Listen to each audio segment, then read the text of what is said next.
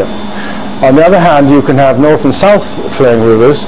They tend to be asymmetrical because the water, if the earth is turning this way and this is where the river is, then the water tends to bank up against the movement of the earth, so due to inertia. And so the rivers tend to be asymmetrical, with the deepest part on the western bank. And so what happens here is a situation rather similar to the one where you get to transfer, the river acts to transfer nutrients from one side to the other. And in north and south flowing rivers, one bank tends to be more barren or less fertile than the other.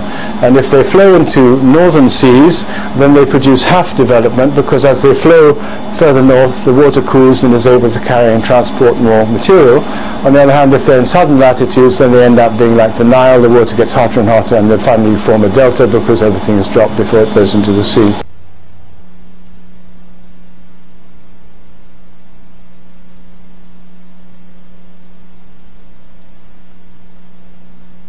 Okay, now this just to show you what happens under what can happen under river regulations as they're carried out today. The outline here, this green outline and blue outline, is the original form of the Rhine, how it chose to flow in that particular situation. It may have begun to flood because, of course, the forest would have been cut down, although Germany hasn't cut down nearly as much forest as other people have. And maybe it was some way it became inconvenient, or perhaps it was not navigable, and they wanted to use it as a waterway for transport. At any rate, this was installed instead, which is a canal of constant width and constant profile. And suddenly what had been a live thing became constrained in this terrible straitjacket, which didn't allow it to move, and the energies gradually die in it. And so this river has constantly to be dredged. It's not a river anymore, it's a sewer, finally, because instead of the sparkling water that the Rhine used to have, the Rheingold was what people spoke of, and that was the Rheingold was because rocks rubbed together of a certain composition on the bottom due to the coldness of the water and the natural flow, producing a glow which is known as triboluminescence, a goldish glow. So people used to see at night glowing along the bottom of the Rhine, and that was the Rheingold. Well, there's no way you can see that today, because it's a grey-green, muddy, slimy, inert blue, and that has all really been caused by the shoving it into a canal of constant width. I think one last thing needs to be said about water, and this is only very, very brief, and that is that probably the best containers for putting water in, if you want to store it, are either egg or amphora shapes, because the egg, again, is a form specifically chosen by nature for the maintenance or continence of life. She didn't choose cubes, didn't choose spheres, didn't choose any rectangular shapes, and water contained in this terracotta vessel would maintain its vitality for a very long time. Firstly, it's cut out from light, so when no light gets to water, the light is and sun and heat are the great dangers for water. And if the porosity of the material is correct, then for each 600th part of the contents that evaporates, the contents will be cooled by 1 degree centigrade, so that if this started out at 20 degrees centigrade, it very quickly would come down to a very cool temperature. And not only that, but the water inside it would, because of cooling on the outside, it would descend in a spiral on the outside, moving the central water up, and so there would be continuous circulation. And in such a shape as this, there are no dead corners, no stagnant corners, which there are in cylindrical containers and so on, where there's no movement. And of course, once there's stagnation, then bacteria and all other sorts of things can develop. Now, of course, apart from water, which is fundamental to all life, without the forest, there's also no life for us, because the forest controls the climate. It controls the distribution of water vapor in the air. It also enhances fertility because it keeps the groundwater table up. There's many things that the forest does. It tempers everything for us. So without forests, in fact, we have no future.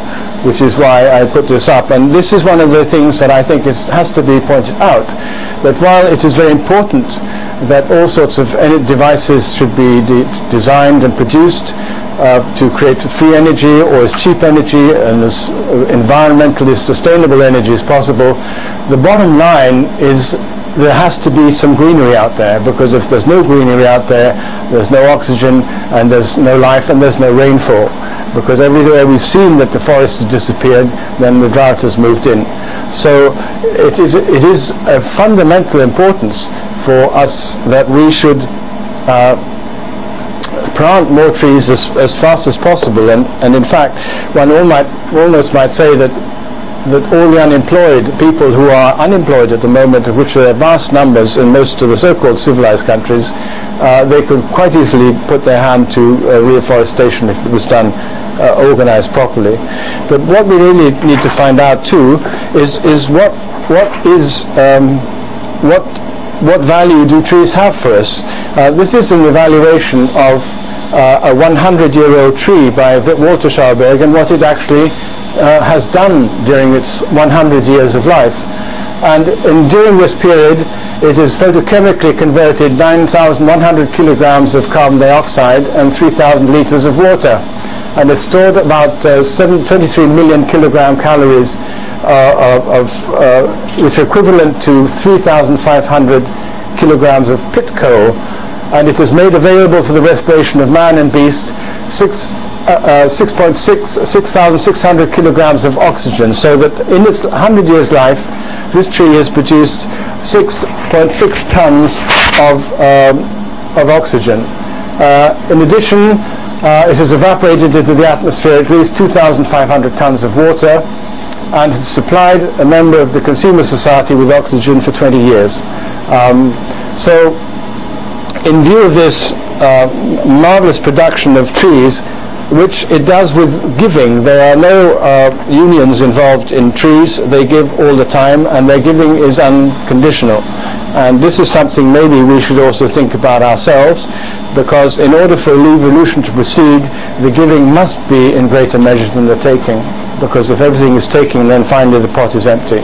It can only succeed if the pot is continually being refilled or being filled up more and more.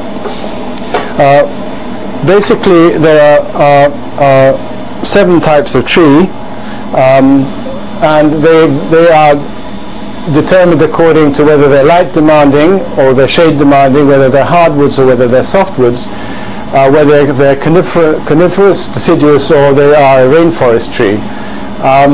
Now, as far as light demanding timbers are concerned, they mostly have a thick bark, whereas shade demanding timbers have a thin bark. Hardwoods can be either thick or thin bark, as can be softwoods. Now, a tree, again coming back to the origins of energy, the energetic basis for all things, a tree is a mirror of the quality of light that falls upon it, a quality of the energy in its environment. So that in a situation where the tree is exposed to hard light, which is blue light or ultraviolet light, the wood is soft. And where the light is soft, which is red light or infrared light, where those frequencies of light predominate, then the wood is hard. So the tree is a mirror of the quality of light. If the light is hard, the wood is soft. If the light is soft, the wood is hard. And of course there are all sorts of graduations in between.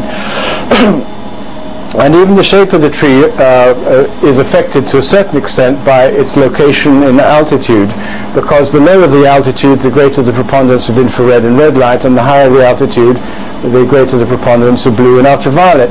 Again, there's this levitational energy spiral which moves upwards against the forces of gravity, which is why the tree also grows upwards, why we stand upwards, why everything knows which way up it's supposed to be. And in an isolated environment, then the tree near the equator tends to spread laterally, because this movement of energy is not very strong going upwards. As we get to higher latitudes or higher altitudes, then the energy, upward energy, increases, and it's reflected partly in the form of the tree. So that high altitude trees tend to be rather more pointed than very low altitude, low latitude